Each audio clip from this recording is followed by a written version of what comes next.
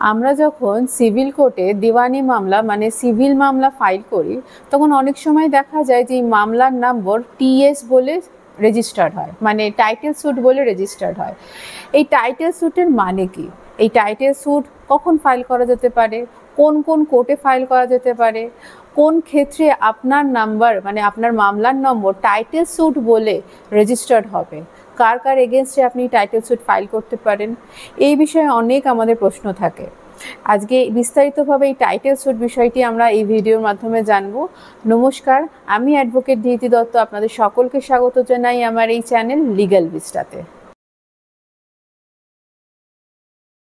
টপিকটা শুরু করার আগে বলে রাখি, যারা এই চ্যানেলে নতুন ভিউয়ার্স আছেন বা যারা চ্যানেলটিকে এখনও সাবস্ক্রাইব করেননি তারা চ্যানেলটিকে সাবস্ক্রাইব করে নিন। যখনই নতুন কোনো ভিডিও আপলোড হবে এই চ্যানেলে আপনারা অটোমেটিক নোটিফিকেশনস পেয়ে যাবেন এবং সবসময় লিগ্যাল ম্যাটার্সে আপডেটেড থাকতে পারবেন। প্রথমেই আমরা জানবো এই টাইটেল স্যুটের মামলা কাকে বলে বা টাইটেল স্যুটের দেওয়ানি মামলা বলতে আমরা কি বুঝি। টাইটেল স্যুট মানে হচ্ছে যে মামলাতে আপনার মালিকানা আপনি দাবি করতে চলেছেন বা ওনারশিপ নিয়ে যে মামলা আপনি করতে চলেছেন সেক্ষেত্রে আমরা টাইটেল স্যুটের মামলা ফাইল করে থাকি। এটা মুভেবল বলুন বা ইমুভেবল বলুন, দু ক্ষেত্রেই মানে দুরকম ধরনের প্রপার্টির ক্ষেত্রে কিন্তু আপনার টাইটেল স্যুটের মামলা আমরা ফাইল করতে পারি। আমরা এই টাইটেল স্যুটের মামলা কখন ফাইল করতে পারি?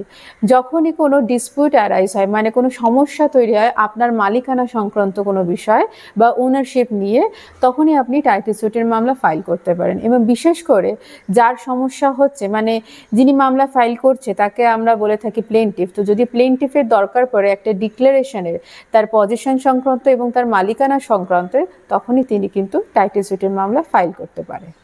এবার আমরা জানবো এই টাইটেল স্যুটের মামলা কোন কোর্টে ফাইল করা যায় এবং ফাইল করার ক্ষেত্রে কোর্ট ফিজি বা কত লাগে। প্রথমেই বলে রাখি, জুরিসডিকশন মানে কোন কোর্টে ফাইল হবে সেটা ডিপেন্ড করছে আপনার সম্পত্তি যেখানকার সেখানকার জুরিসডিকশন ওয়াইজ সেরকমই কোর্টে আপনার মামলা ফাইল হবে। এবার কোর্ট আমাদের সিভিল কোর্ট সিনিয়র ডিভিশন এবং জুনিয়র ডিভিশন দুটো ডিভিশনে কিন্তু ভাগ করা। এটাও ডিপেন্ড করে থাকে আপনার যে প্রপার্টি তার ভ্যালুয়েশনের ওপর। তো সাদা চোখে আমাদের পক্ষে বোঝা সম্ভব না কোন কোর্টে যাব বা কোথায় গেলে ফাইল করা ভালো হবে। সেটা আপনার উকিলবাবু প্রপার্টি ভ্যালুয়েশন যাচাই করে সিনিয়র ডিভিশনে হলে সিনিয়র ডিভিশনে ফাইল করবেন। যদি মনে হয় যে না সিনিয়র ডিভিশনের দরকার নেই, জুনিয়র ডিভিশনে ফাইল করা যেতে পারে, তাহলে জুনিয়র ডিভিশনে মানে সিভিল কোর্টের জুনিয়র ডিভিশনে মামলাটা ফাইল হবে। এবার আসি কোর্ট ফিজের ব্যাপারে। কোর্ট ফিজও কিন্তু ডিপেন্ড করে থাকে আপনার প্রপার্টির ভ্যালুয়েশনের ওপর। কোন ধরনের মামলার ক্ষেত্রে টাইটেল স্যুট হিসাবে মামলা রেজিস্টার্ড হয়?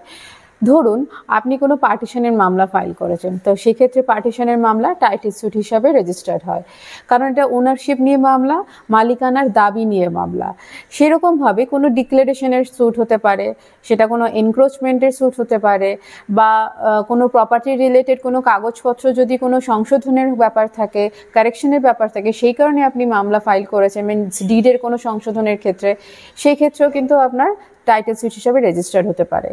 এবং রিকভারি অফ পজিশন মানে হচ্ছে আপনার জমির দখল আপনি যদি ফেরত পেতে চান, সেক্ষেত্রেও কিন্তু টাইটেল স্যুট হিসাবে মামলাটা আপনার রেজিস্টার্ড হবে। মোদ্দা কথা, ওনারশিপ বা মালিকানা এই সংক্রান্ত বিষয় নিয়ে যখনই আপনার মামলা ফাইল হবে সেটা টাইটেল স্যুট হিসাবেই রেজিস্টার্ড হয়।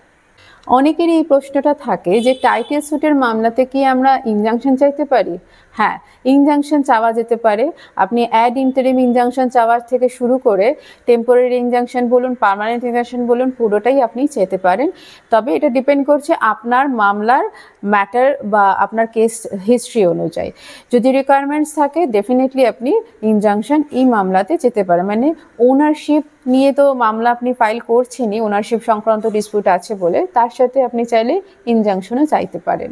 এবার একটা খুব কমন প্রশ্নের আপনাদের উত্তর দিই। অনেকেরই এটা প্রশ্ন থাকে, কমেন্ট সেকশনে অনেকেই এই ধরনের প্রশ্ন করেছেন যে কোনো মামলা, সেটা টাইটেল স্যুট হোক, সিভিল স্যুটের অন্য যে কোনো মামলাই হোক, মামলা শেষ হতে কতদিন সময় লাগে। পার্টিশন স্যুটের ক্ষেত্রেও অনেকের জিজ্ঞাসা ছিল এটা। তো এক্ষেত্রে বলে রাখি, সিভিল স্যুটে কোনো নির্দিষ্ট সময়সীমা থাকে না, এটা ডিপেন্ড করে আপনার মামলা যেরকম সেই রকম সময় লাগবে। এবং উল্টো দিকে মানে যারা ডিফেন্ডেন্ট, যদি আপনার একটা ডিফেন্ডেন্ট হয়ে থাকে তো অবভিয়াসলি ডিফেন্ডেন্ট যদি কম থাকে তার লড়াই করার সময়সীমাটাও কম লাগে। যদি ডিফেন্ডেন্ট আপনার একজনের জায়গায় 10 জন থাকে, তাহলে অনেকজন ডিফেন্ডেন্ট থাকলে তাদের প্রত্যেকের সময়সীমাটা অনেক বেড়ে যায়, মানে তারা প্রত্যেকে অ্যাপিয়ার হবে, তারা WS ফাইল করবে, তারা লড়াই করবে, তো সেক্ষেত্রে অবভিয়াসলি টাইমটা অনেক বেশি লাগে। তো ডিফেন্ডেন্ট কজন তার উপর তো ডিপেন্ড করছেই, তার সাথে সাথে আপনার মামলা কীরকম, মানে আপনার মামলা কতটা শক্ত বা কতটা হালকা, এটার উপরও ডিপেন্ড করছে যে আপনার মামলা কতটা সময় লাগবে। তো কোনো নির্দিষ্ট সময়সীমা নির্ধারণ তো করা নেই, যেরকম আপনার মামলা সেই অনুযায়ী সময় লাগবে। তো এই ছিল টাইটেল স্যুটের বিষয়ে কিছু ইনফরমেশন। আশা করি এই ভিডিওর মাধ্যমে আপনারা বুঝতে পেরেছেন যে টাইটেল স্যুটের বিষয়টা কি। যদি টাইটেল স্যুটের বিষয় বা অন্য কোনো বিষয়ে আপনাদের কোনো কনসালটেশনের প্রয়োজন হয় বা পরামর্শ নেওয়ার প্রয়োজন হয়, তাহলে নিচে দেওয়া হোয়াটসঅ্যাপ নম্বরে আপনারা কনসালটেশনের জন্য যোগাযোগ করতে পারেন।